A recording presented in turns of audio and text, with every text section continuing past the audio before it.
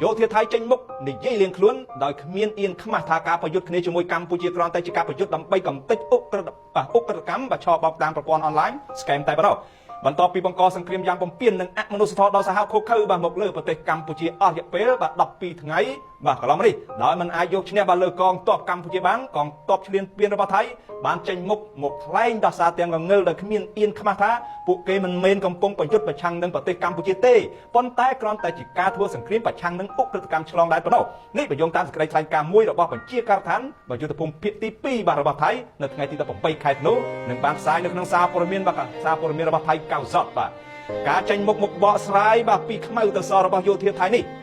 បានធ្វើឡើងនៅមុនពេលដែលកិច្ចប្រជុំពិសេសបាទថ្នាក់រដ្ឋមន្ត្រីការបរទេសអាស៊ានក្រុងធ្វើឡើងបាទនៅថ្ងៃទី22ខែធ្នូដែលគេរំពឹងថាព្រឹត្តិការណ៍មួយនេះបាទអន្តរជាតិនឹងមានការចង្អុលមុខថៃបាទចំពោះទង្វើឈ្លានពានដល់អាក្រក់យុគនោមមកលើប្រទេសកម្ពុជាពិសេសបានធ្វើឲ្យជនស៊ីវិលស្លូតត្រង់ជាច្រើនអ្នកបាត់បង់ជីវិតរងរបួសនិងត្រូវរត់ភៀសសឹកបាត់ចោលផ្ទះសម្បែង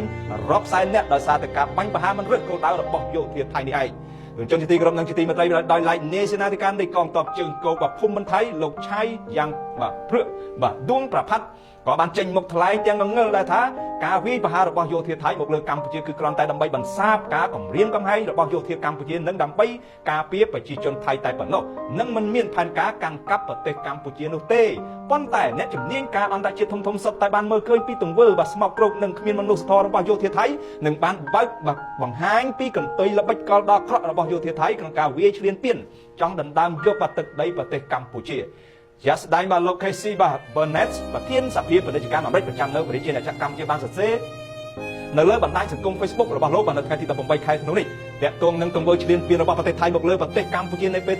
ថ្មីនេះបាទដោយលោកបានតោងជាឧទាហរណ៍ជាក់ស្ដែងមកបញ្ជាក់ថាយោធាថៃកំពុងប្រើប្រាស់វិធីសាស្ត្រចាស់កម្រិតមួយដែលធ្លាប់ប្រើកាលពីសម័យឆ្នាំ1941គឺចោទកម្ពុជាចកបាញ់ចូលបាទដីថៃមុនដើម្បីធ្វើជាលេខឈ្លានពាននិងប្របាក់លើកបាក់យកទឹកដីកម្ពុជាមកគ្រប់គ្រងទំនងជាបារម្ភខ្លាចចាញ់ព្រៀបការទូតកម្ពុជានៅក្នុងកិច្ចប្រជុំពិសេសថ្នាក់រដ្ឋមន្ត្រីការបរទេសអាស៊ានដែលក្រុងធ្វើនៅដើមសប្តាហ៍ក្រោយនេះនាយករដ្ឋមន្ត្រីចាំផ្ទះរបស់ថៃលោកអនុទានបានបន្ទន់ចំហជាងមុននិងបាននិយាយទទួលច្រើនដងនៅថ្ងៃទី17ខែធ្នូនិងនៅថ្ងៃទី18ខែធ្នូនេះឲ្យភាគីកម្ពុជាវិលចូលតុចរចាគ្នាបាទគណៈកន្លងមកលោកអនុទានធ្លាប់និយាយក្តែងថារឹងមឹងតែម្ដងថាគ្មានការចរចាបត់ឈប់បាញ់អ្វីទាំងអស់និងមិនឲ្យភាគីណាមួយបាទលោកដៃអន្តរាគមក្នុងចំនួនព្រំដែនកម្ពុជាថៃបាននោះឡើយសូមបញ្ជាក់ផងដែរថាកិច្ចប្រជុំពិសេសរដ្ឋមន្ត្រីការបរទេសអាស៊ានដែលក្រុងធ្វើឡើងនៅប្រទេសម៉ាឡេស៊ីបាទត្រូវបានគេរំពឹងទុកថា